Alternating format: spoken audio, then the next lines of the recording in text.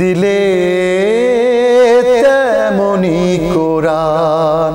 আসসালামু আলাইকুম ওয়া রাহমাতুল্লাহি ওয়া বারাকাতুহু। আলহামদুলিল্লাহি রাব্বিল আলামিন ওয়াল আকিবাতুল মুত্তাকিন ওয়াস সালাতু ওয়াস সালামু আলা সাইয়্যিদিল আশরাফিল আমবিয়াই ওয়াল মুরসালিন ওয়া আলা আলিহি ওয়া সাহবিহি আজমাইন, আম্মা বাদ।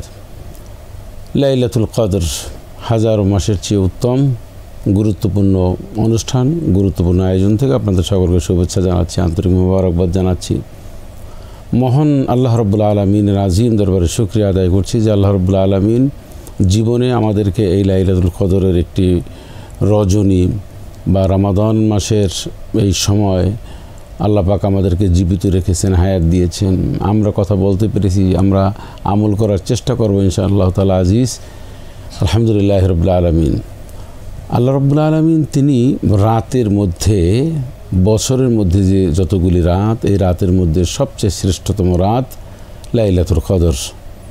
কেন বলবো, শুনবেন আপনারা, আর বলা এবং শোনার ভিত্তিতে আমরা ইনশাআল্লাহ তাআলা আজিজ আমল করার চেষ্টা করব, প্রতিযোগিতা করার চেষ্টা করব। কারণ এটা হচ্ছে আমাদের একটি অপরচুনিটি, একটা সুবর্ণ সুযোগ। এই সুযোগটা আমরা জীবনে নেক্সট আর পাবো কি না এ ব্যাপারে যথেষ্ট সন্দিহান রয়েছে। আমরা কেউ গ্যারান্টি দিয়ে বলতে পারবো না যে নেক্সট কদরের রাত আমি নিশ্চিত পাবোই পাবো, এটা বলার কোনো আমাদের সুযোগ নেই। বলছিলাম রাতের মধ্যে সবচেয়ে উত্তম রাত হচ্ছে কদরের রজনী, কদরের রাত। আর দিনের মধ্যে সবচেয়ে, বছরের মধ্যে সবচেয়ে শ্রেষ্ঠ দিন, যে দিনটিতে আল্লাহ রাব্বুল আলামিন মাফ করে দেন, ক্ষমা করে দেন, এটি হচ্ছে ইয়ামুল আরাফা, আরাফাতের দিন। আর ক্ষমা রাতে যে বেশি ক্ষমা করেন, আনলিমিটেড ক্ষমা করেন, অসংখ্য তাপি যারা রয়েছেন তাদের ক্ষমা করেন এবং আল্লাহর রহমতের দরজাটা আল্লাহ পরিপূর্ণভাবে উন্মুক্ত করে দেন। সব মিলিয়ে বান্দার জন্য এর চেয়ে সুযোগ সুবিধা আর কোনো রাতে দেন না, সেটি হচ্ছে কদরের রাত। এখন আমরা কদর রাত কোনটি হবে, কদর রাত্রে পেলে আমরা কি করব, অন্বেষণ করব কিভাবে, সব মিলিয়ে আমাদের একটা মোটামুটি একটা নলেজ থাকা দরকার। এটা খুবই আবশ্যক। কেন যে এই রাতটা চাইলেই কিন্তু আমরা অন্য সময় পাবো না। এই রাত চাইলেই আমরা, রাতটাকে আমরা হারালে এই রাতের মাসুর কাজা অথবা এই রাতটাকে আমরা অন্যত্র পশিয়ে নেব, এমন সিস্টেম বা এমন সুযোগ কিন্তু আমাদের নাই। এই রাতটি সম্পর্কে দেখুন, কোরআনুল কারীমের দিকে যদি আমরা তাকাই, আল্লাহ রাব্বুল আলামিন বলেন যে সূরা কদর সম্মানিত, মহিমান্বিত একটি রজনী। এই রজনী সম্পর্কে আল্লাহ রাব্বুল আলামিন কোরআনুল কারীমের মধ্যে একটি সূরা নাজিল করেছেন। সূরা একটা আয়াত না, আয়াত তো যথেষ্ট, একটি আয়াত যদি আল্লাহ নাজিল করতেন তাও যথেষ্ট। আলহামদুলিল্লাহ, আল্লাহ পাকের যে কোনো নির্দেশনা ছোট্ট একটি যথেষ্ট। তারপরও বড় এবং বেশি এগুলি বলার উদ্দেশ্য হচ্ছে আমরা এইটাকে আরও গুরুত্ব দেব। যেমন নামাজের কথা আল্লাহ রাব্বুল আলামিন এতবার কেন বলেছেন, যাকাতের কথা এত কেন বারবার বলেছেন এজন্য যে এটা এত গুরুত্ব, মানুষের জীবনের সাথে কল্যাণ, মানুষের সাথে এটার জান্নাত, সুখ দুঃখ, এটা এতটাই সম্পৃক্ত, জড়িত, যেটা মানুষকে আল্লাহ বোঝাতেই চেয়েছেন। এটা ফোর্স করছে যে তুমি তো তোমার জীবনের একমাত্র উদ্দেশ্য, সফলতা এবং সবচেয়ে কামিয়াবি যে কাজগুলির মধ্যে সেটা আল্লাহ বারবার বলেছেন। কদর এটা এতটাই বেশি, এতটাই গুরুত্বপূর্ণ যে আল্লাহ রাব্বুল আলামিন এ সম্পর্কে একটি পরিপূর্ণ সূরা নাজিল করেছেন। আল্লাহ পাক বলেন, ইন্না আনজালনাহু ফি লাইলাতুল কদর, আমি কদরের রজনীতে আমি নাজিল করেছি কোরআন। তাহলে কোরআনুল কারীম নাজিল করেছেন মাস, কোন মাস? শাহর রমাদান, রমজান মাসে কোরআন নাজিল করেছেন। এই মাসের মধ্যে একটি রাত, যে রাতটি হচ্ছে কদরের রাত, সেই রাত্রে মাসের মধ্যে যে রাত সেটা হলো কদরের রাত, এই রাতে কোরআন নাজিল করেছেন। আর রাতটি যে আল্লাহ পাক বেছে নিয়েছেন এবং কোরআনের যেটা মর্যাদা, কোরআনের যেটা আগমন, কোরআনুল কারীম যে এই পৃথিবীতে এসছে মানুষের মুক্তি ও কল্যাণের বার্তা নিয়ে, ঘোষণা নিয়ে, গ্যারান্টি নিয়ে, সেজন্য আল্লাহ রাব্বুল আলামিন এই কদরের রজনীকে আল্লাহ বেশি গুরুত্ব দিয়েছেন এবং এটা মহিমান্বিত রাত। রাসূলুল্লাহ সাল্লাল্লাহু আলাইহি ওয়াসাল্লামকে আল্লাহ পাক বলেছেন, ওমা আদরাকা মা লাইলাতুল কদরে, হে নবী আপনি এই রাতটা কি, কতটা গুরুত্বপূর্ণ, কতটা তাৎপর্যপূর্ণ আপনি জানেন কি? আল্লাহ রসুল তো জানেন না। আল্লাহ তো জানাননি, কারণ এই রাতের গুরুত্ব, এর ব্যাপ্তি, এর তেজ বা এর ফজিলত এবং এর পাওয়ার এতটাই বেশি যে কোরআনুল কারীম নাজিল হয়েছে রমজান মাসে, তাই রমজান মাসের দাম বেড়ে গেল, মান মর্যাদা, ইজ্জত শান শকত বেড়ে গেল। রমজানের মধ্যে যে রাত্রে কোরআন নাজিল করলো, সেই রাত্রটি হলো এত মর্যাদা বেড়ে গেল, যে মর্যাদা সম্পর্কে আল্লাহ রাব্বুল আলামিন তার নবীকে বলছেন, আপনি সেই রাত সম্পর্কে জানেন সেটা কি? এমন একটি মহিমান্বিত রজনী আল্লাহর রসুল সাল্লাল্লাহু আলাইহি ওয়াসাল্লাম শুধু জানেন না, এখন আল্লাহ নিজেই এটাকে আবার ব্যাখ্যা দিচ্ছেন। কারণ ব্যাখ্যা যিনি এর মর্যাদা দিয়েছেন, এত ডিপ, এত বেশি, এত পরিমাণ, এতটা বেশি দিয়েছেন মর্যাদা, এটা মানুষের মুখ থেকে আল্লাহ শোনাতে চান না। কারণ মানুষ, এটা আল্লাহ নিজেই বলেছেন, ইন্না আনজালনাহু ফি লাইলাতুল কদরি, লাইলাতুল কদরি খায়রুম মিন আলফি শাহরে। এই খায়রুম মিন আলফি শাহর অর্থাৎ হাজারো মাসের চেয়ে উত্তম। এর মানে একটা জীবনের যত মাস, যত ইবাদত বন্দেগী, এটা ইনক্লুডিং করা হয়েছে এর মধ্যে। তাহলে আল্লাহ রাব্বুল আলামিন বলেছেন খায়রুম মিন আলফি শাহর, হাজারো মাসের চেয়ে উত্তম। এখন 1000 না, হাজারো। আরবিতে ওই সময় আলফ মানে হাজার বলা হয়। এটি হচ্ছে সর্বোচ্চ মাসকে বা সংখ্যাকে বোঝানোর জন্য। তো আল্লাহ পাক এটা বুঝিয়েছেন 1000 নাম, হাজারো মানে হাজার হাজার হতে পারে, এটা আল্লাহর ইচ্ছা। তো এই মাসের চেয়ে যে এই মাসটি উত্তম, এখন এই মাসটির কতটা গুরুত্ব দিই আমরা, কতটা তাৎপর্য, কতটা আমাদের কাছে ভ্যালু, কতটা আমাদের কাছে মান মর্যাদা, এটা কিন্তু আর যাই যে হোক, মসজিদ দেখলে না বোঝা গেল, রাস্তাঘাট, আপনি এই লাইলাতুল কদরে আপনি শপিং মলগুলিতে যান, আপনি আপনার বাসার কাছে হোক বা সেন্ট্রাল যে সমস্ত শপিং মল রয়েছে, মার্কেট রয়েছে, সেখানে আপনি যান, তাহলে কদরের মর্যাদা উপলব্ধি করতে পারবেন। তাহলে কদরের যে সম্মান, ইজ্জত, আল্লাহ যে কোরআনুল কারীমের যে সূরা কদর নাজিল করেছেন, এটা আমরা বুঝতে পারবো যে এটা কে কতটুকু মর্যাদা দিয়েছে, কে কতটুকু মর্যাদা দেয়নি। সুবহানাল্লাহ। আল্লাহ আমাদেরকে সহি বুঝ দান করুন। তবে কিছু মানুষ তো মসজিদে রয়েছে, কিছু মানুষ তো ইতিকাফে রয়েছে, সেটা দেখলেও আমরা বুঝতে পারবো যে আল্লাহ পাকের বাণী, আল্লাহ পাকের এই ঘোষণা কিছু কিছু মানুষ আলিঙ্গন করছে, ওয়েলকাম জানাচ্ছেন, আত্মসমর্পণ করছেন। কিছু কিছু মানুষ এটাকে উপেক্ষা করে সে এই সারা রাত জেগে শপিং মলে সেইটাকে মানে ক্রয় করছেন, নানান মার্কেট করছেন। তবে এখানে কিছু ব্যাখ্যার দাবি, তো কদর রাত্রিতে সব দোকানপাট বন্ধ রাখবে, খাবার হোটেল বন্ধ রাখবে? তা রাখবে না। ওই ব্যবসার মধ্যেও কিছু ইবাদত বন্দেগী রয়েছে, আনুষ্ঠানিক কিছু ইবাদত বন্দেগী রয়েছে, এবং মানুষের প্রয়োজন মেটানোর জন্য হোটেল খোলা রাখবে, বিমানবন্দর খোলা থাকবে, অফিস আদালত যেগুলি প্রয়োজন বা এরকম কিছু থাকে, শপিং মলগুলি খোলা রাখবে, অসুবিধা নেই। কিন্তু তার মধ্যেও মানুষ ইবাদত বন্দেগী করবে, সততার সাথে, নিষ্ঠার সাথে দোয়া দুরূদ পড়বে, কোরআনুল কারীম তেলাওয়াত করবে, ভাব গাম্ভীর্য একটি সময় পার করবে। এটাই এই রাতটাকে পাত্তা দিলাম না, ভাব গাম্ভীর্য বলতে কিছুই নাই।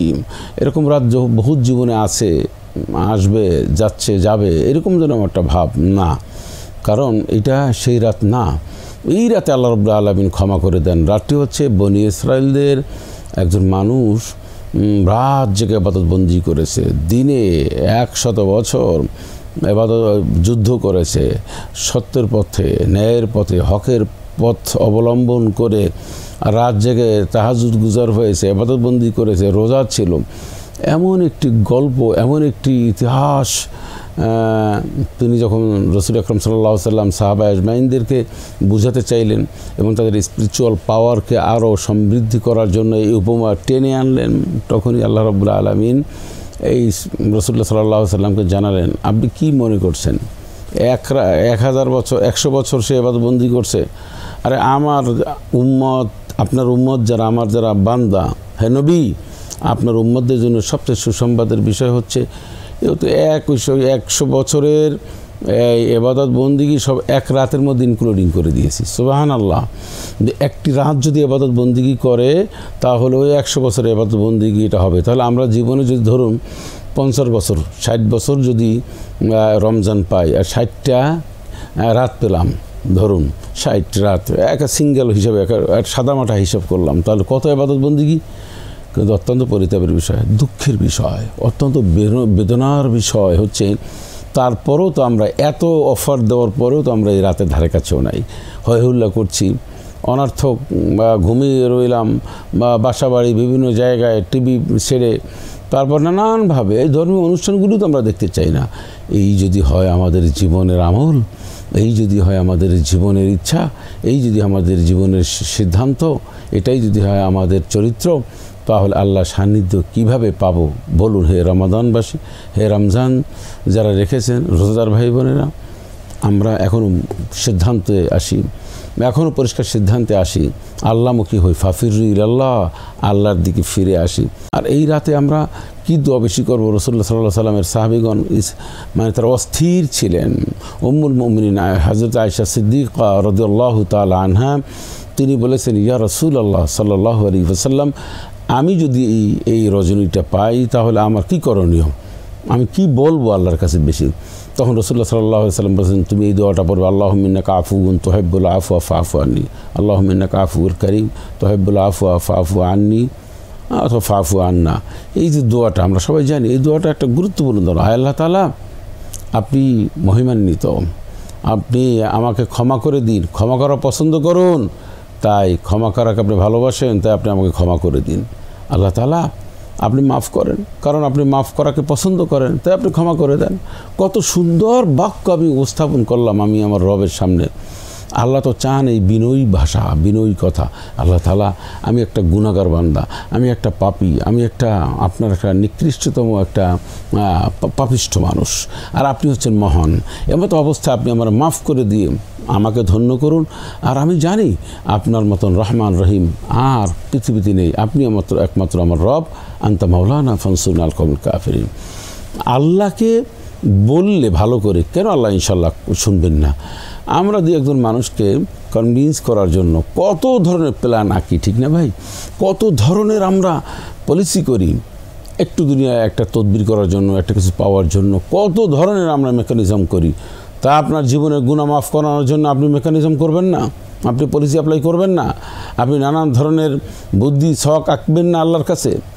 সেটা নামাজের মাধ্যমে, রোজার মাধ্যমে, জাকাতের মাধ্যমে, হজের মাধ্যমে, ইফতারের পূর্বে, সাহরির পূর্বে, নামাজের মাধ্যমে, সেজদার মাধ্যমে, ক্ষুদ্র মাঝখানে নানানভাবে আপনি মেকানিজম করবেন না আল্লাহর কাছে ক্ষমা পাওয়ার জন্য।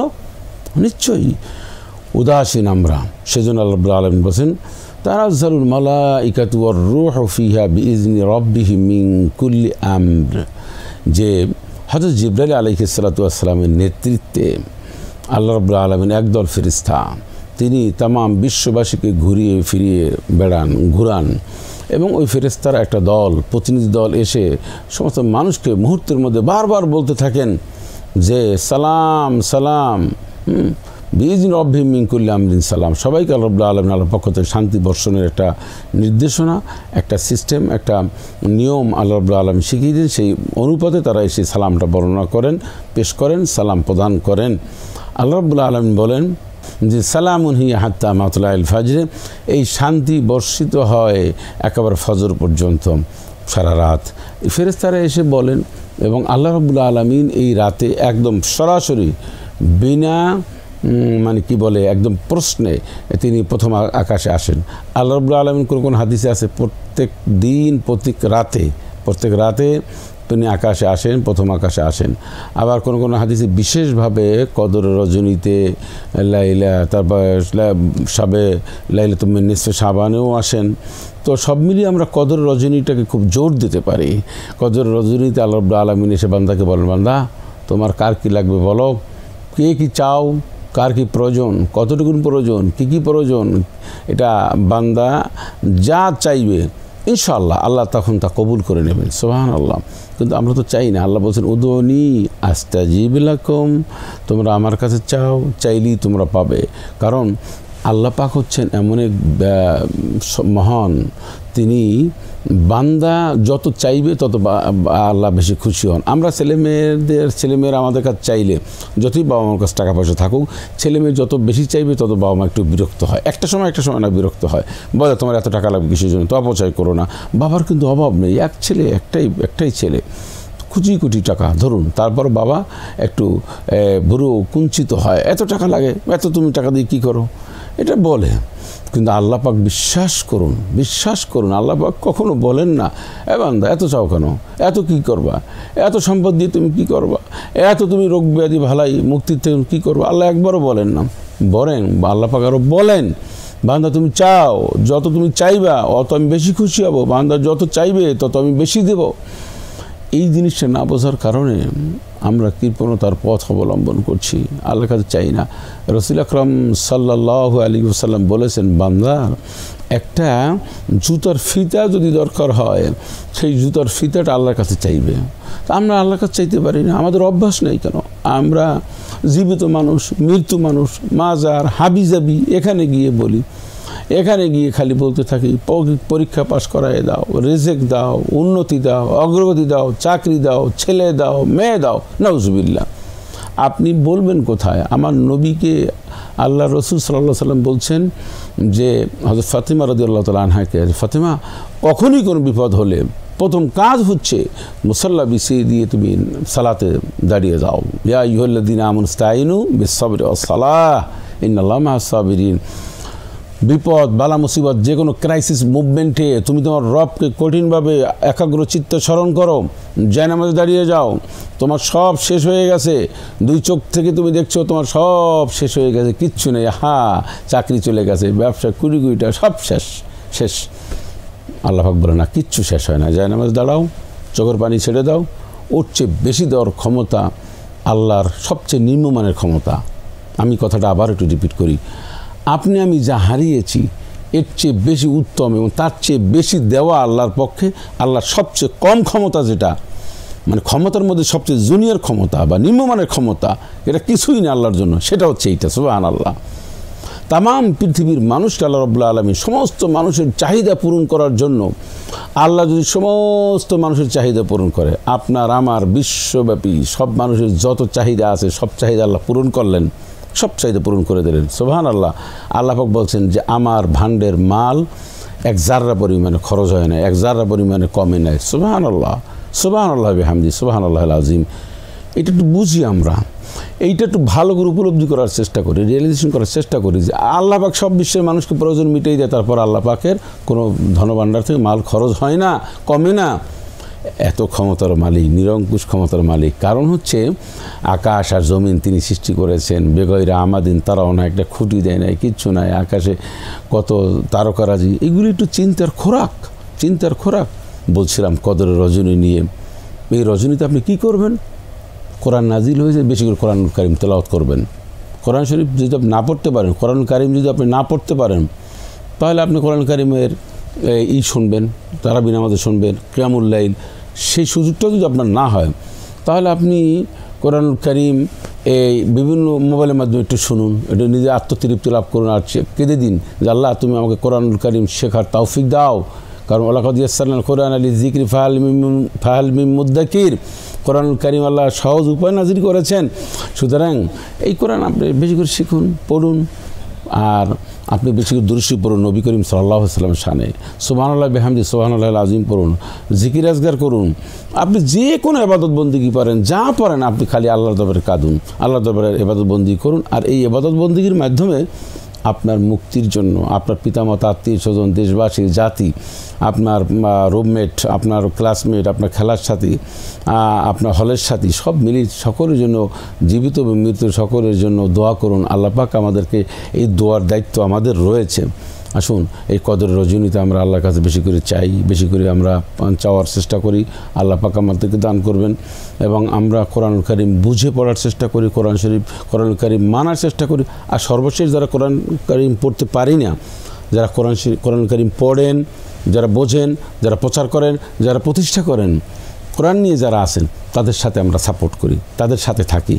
তাই আসুন কোরআনুল কারিম পড়ি, বুঝি, আমল করি, কোরআন বাস্তবায়ন করি জীবনের সকল ক্ষেত্রে। আল্লাহ আমাদের তৌফিক ইনায়াত করুন, আমিন।